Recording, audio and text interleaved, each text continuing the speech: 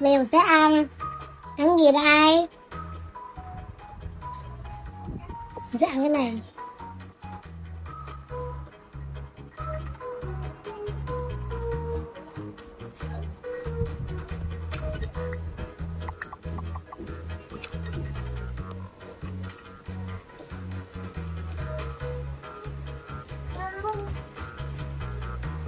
Rồi, đây bạn tiếp theo. Đó, đây bạn tiếp theo.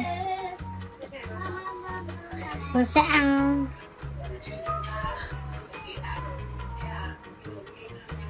cái này.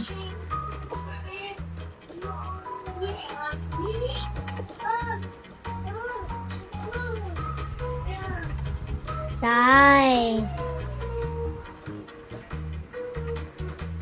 Rồi. Bây giờ